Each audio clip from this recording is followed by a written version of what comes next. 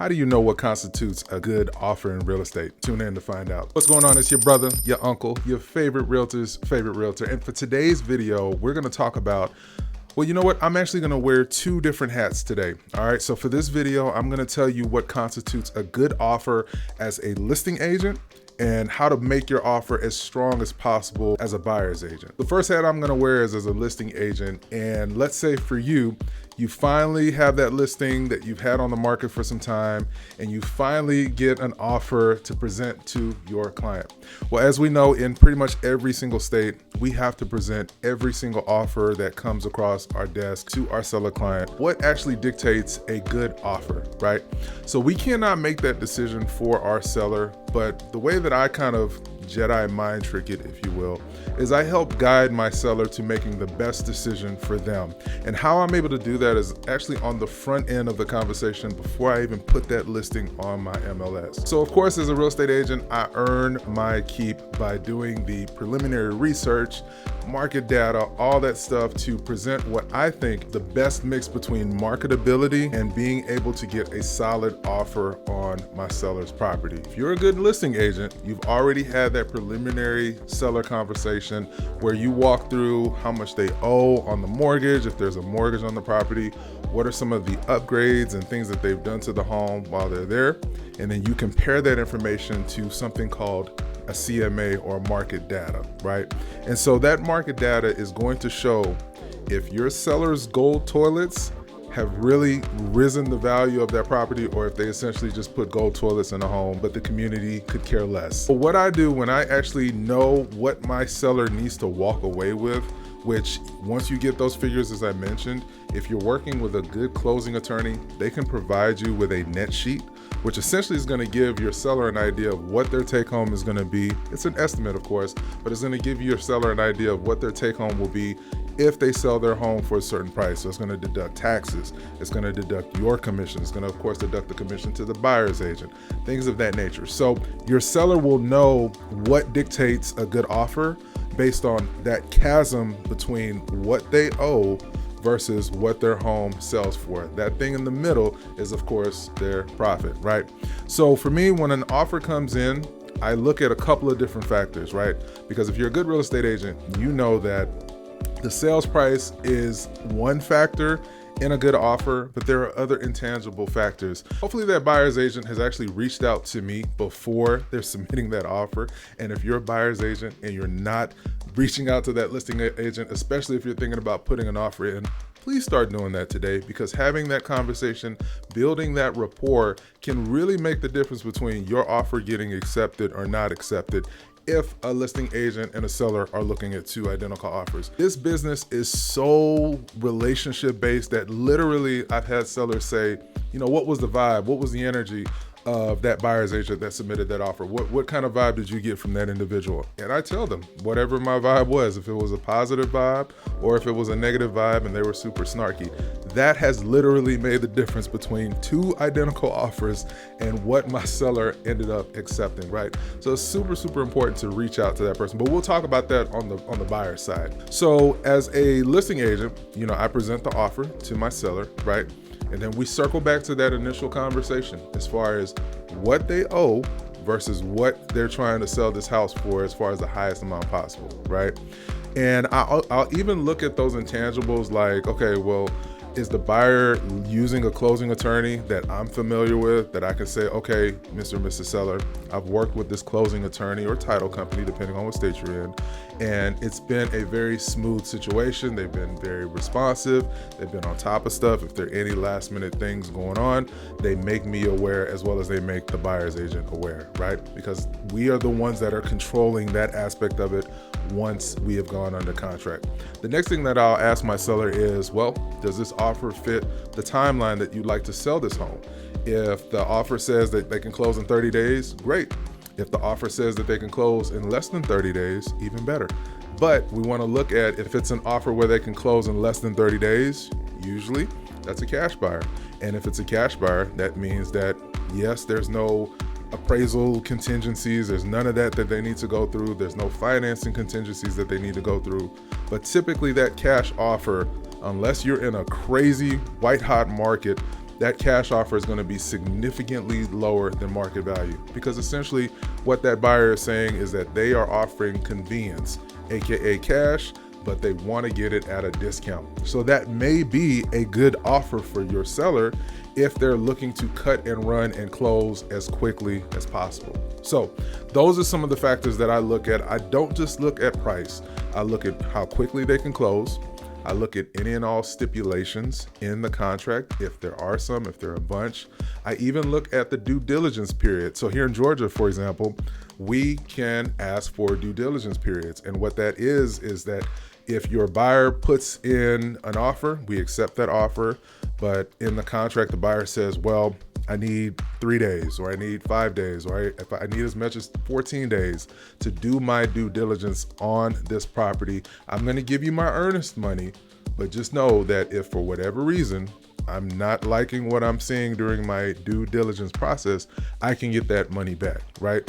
So an ideal offer may be something that offers a very low due diligence period or no due diligence period. Again, typically if you have someone that's offering no due diligence, that was the market during the pandemic. It was what it was. Buyers were buying homes sight unseen because they just wanted to get their contract accepted, right? But in this current market, as of this recording, a typical due diligence period is going to be anywhere from 3 to 5 days, maybe even 7. But anything beyond that, it's got to be something else going on, that like a land purchase where they need to do soil testings of that nature. And that's typically not going to be most of the clients that we deal with, unless that's your area of specialty. So that's essentially us walking through what constitutes a good offer as a seller and a listing agent representing that seller.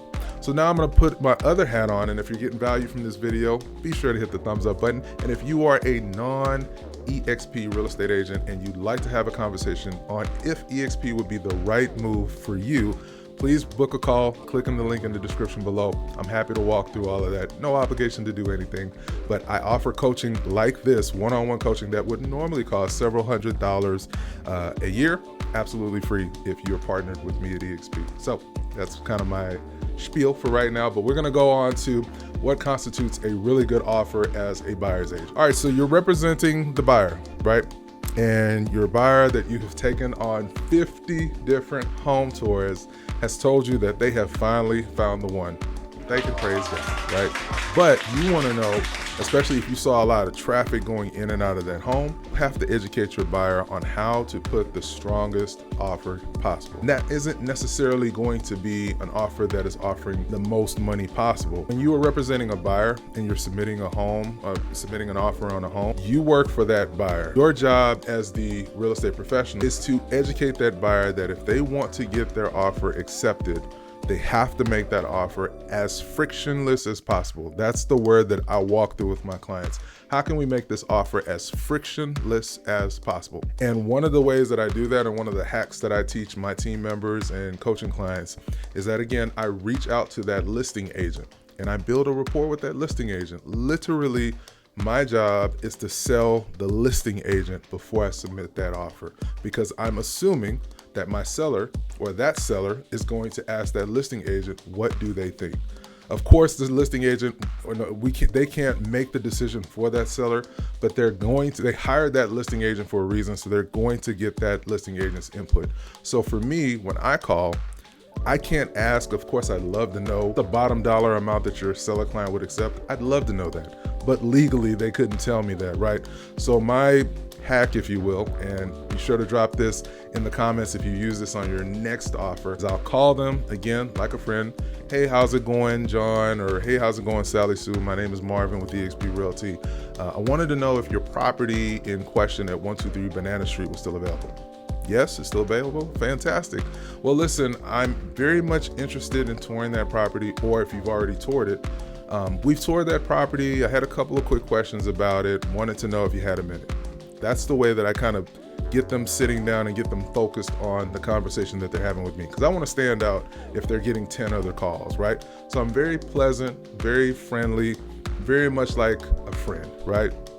But again, I'm the bulldog and I serve my clients. So I'll ask them, hey, I'm just wondering, as it relates to this particular property, what are some of the things that your seller is looking for in an offer that they'll ultimately accept? Now that's asking without asking what are the things that are important to their seller in an offer that they'll accept. Most agents will give you some type of carrot, while some others will literally spill the complete beans. They'll tell me the seller's in the middle of a terrible divorce, they got to get rid of this property, all that. Now, trust and believe, I definitely take advantage of those situations, unfortunately, but fortunately, it is what it is. But what I try to uncover is some type of nugget that I can use to leverage in the offer that I create to, again, make it as frictionless as possible. So if the listing agent says, hey, the seller really wants to hang out in the home for about a week or so, they're transitioning to a new job, and they're not going to be able to move to their new spot until a week or so after closing. Okay, cool. I'll make note of that. Or if they tell me that the seller has a preferred closing attorney that they like to use. Well, if it's someone that I'm familiar with and I know that that individual has done, or that law firm or title company has done good business, then I'll make note of that as well, right? If they tell me something like, well, you know, they're really, again, they can't use any kind of language that is discriminatory in nature, of course. They can't say like they only want to sell to a family, or they only want to sell to this race. They can't do that legally. But at least they'll give me some type of information like, well, the seller has, let me think of it like something I personally have dealt with. You know, the seller is a dog lover. So they've got this really cool, you know, dog house that they've built that they'd hate to actually have to lug that out. So ideally, if your client, you know, loves dogs and they don't have to take that out, that'd be great. You know, they'll leave little nuggets that are not discriminatory in nature. So if my client is a pet owner, well, and they already told me that they love their dog house and they're hoping that dog house stays. Well, I look like a superhero because I have that inside information that dog house was going to stay anyway. So I don't necessarily have to fight for it. I can just indicate that that's a gravy on the biscuit, if you will. So I try to get as much information to find out the motivation for the seller and the reason that they're wanting to list. And again, if that listing agent maintains a complete poker face, that's perfectly fine. If they give me a bunch of information, that's perfectly fine. But 9 times out of 10, they will give you something if you're very nice about it. And again, building rapport and calling without being adversarial in any kind of way. Most of the times, these other agents are going to help you because you know what? Ultimately, we all want to get to the closing table at the end of the day. And I want to make sure as the buyer's agent that it's as frictionless as possible, right? So now when I know what I know about the situation, I'll go back to my seller and I'll say, well, they're offering the home for this price, but looking at the factors such as comps, again, because I've done the research and I know what the comps are for the neighborhood, I may suggest a certain price point a little bit under what the comp value is, right? Or if it's a home that I think, you know what, we can probably negotiate a home warranty, or we can probably negotiate where they leave the furniture, or the home has been on the market for a very long time. So maybe we can give them their full asking price under the condition that they leave all of the furniture in the home.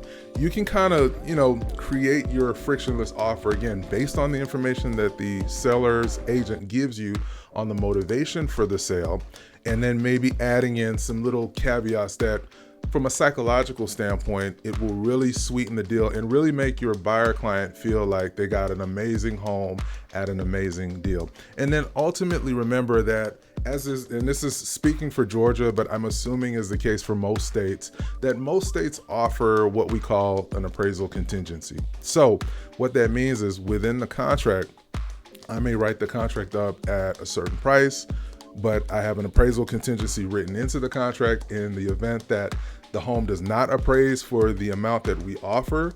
Well, if the seller does not bring that value down to what the appraised value is or whatever we negotiate, my clients can walk away with their earnest money, easy peasy, lemon squeezy, right? So even if you offer a lot more than, you know, what your buyer may initially have wanted to pay for that home, I usually will let them know, hey, look, the comps don't really support this information. I've been doing this for long enough that I checked several different sources for comps. So this may, but you know, let me back up a little bit. So knowing my buyer is comfortable with that price, but they want to see if they can get it a little bit lower, I will usually let them know, hey, look, let's offer what you're comfortable offering, right? And if the appraisal comes back a little bit lower, Well, we know that we can renegotiate and get that price down, but we would have done it after we've hammered that seller on what's on the inspection report, all those different things, and we get those discounts and deals on the front end, let's say in additional seller concessions. But then if the appraisal value is not where the sales price is, well, now you get to ask for an even bigger discount. You already have gotten the conditions, or you've already gotten the concessions into the contract done for the repairs or deferred maintenance, but now here's an additional opportunity to bring that price down even more, ask for further concessions, so on and so forth. So there are multiple ways that you can at least create a frictionless contract as a buyer, get that contract accepted, and still continue to work on behalf of your client to bring that price down as low as humanly possible. All right, if you've gotten value from this video, smash the like button. Let me know in the comments below, what are some of the ways that you get your buyer clients' offers accepted?